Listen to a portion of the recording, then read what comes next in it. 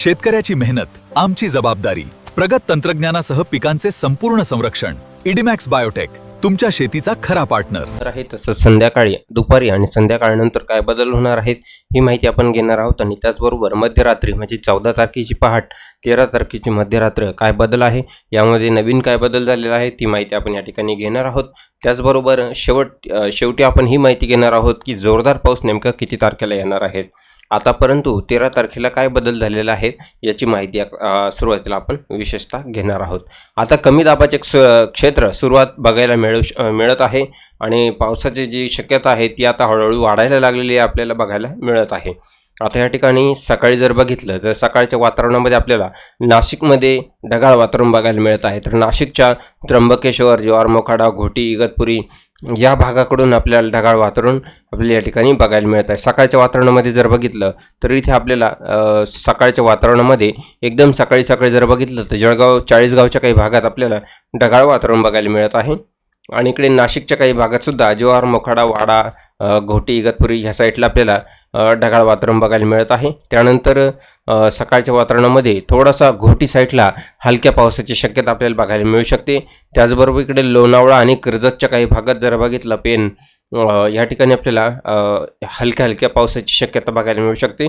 महाबळेश्वर, महाडमध्ये जर बघितलं तर इथे सुद्धा आपल्याला हलक्या पावसाची शक्यता बघायला मिळत आहे. त्यामध्ये इकडे चिपळूणचा काही भाग आहे, पटणमचा काही भाग आहे, रत्नागिरी आहे आणि सिंधुदुर्गचा भाग या ठिकाणी आहे.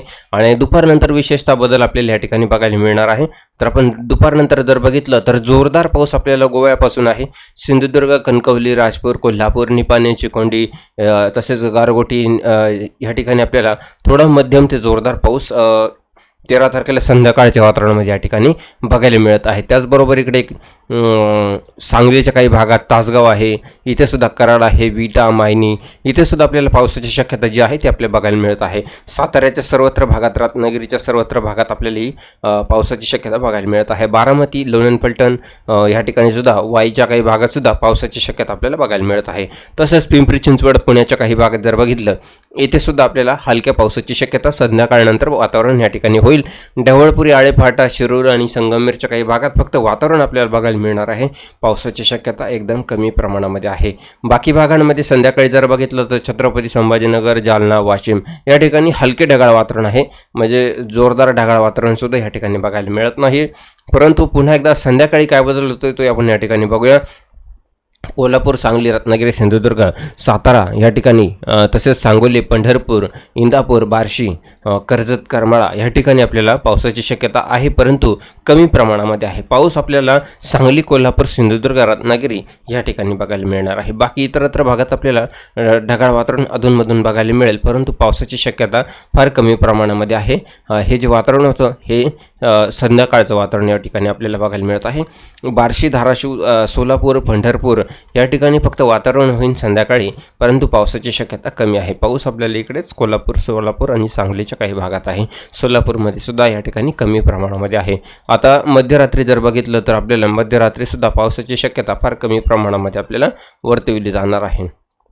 मित्रांनो, जो जोरदार पाऊस आहे तो जोरदार पावसाची अपडेट या ठिकाणी अजून काही आपल्याला बघायला मिळालेले नाही आहे. तसं बघितलं तर फायनल जे व्हिडिओ आहे, जे सकाळचा व्हिडिओ येणार आहे त्या व्हिडिओमध्ये आपल्याला फायनल 30 तारखेपर्यंत, 30 जूनपर्यंत पावसाची स्थिती कशी असणार आहे याचा एक सविस्तर व्हिडिओ येणार आहे. त्यासाठी सकाळचे व्हिडिओ बघण्यासाठी चॅनलला सबस्क्राईब करा, व्हिडिओला लाईक करा आणि आपले गाव, तालुका, जिल्हा आम्हाला कमेंट करून नक्कीच कळवा. बघूया जास्तीत जास्त कमेंट कोणत्या जिल्ह्यातून येतील, म्हणजे व्हिडिओमध्ये आपल्याला तो जिल्हा हायलाईट करता येईल. धन्यवाद.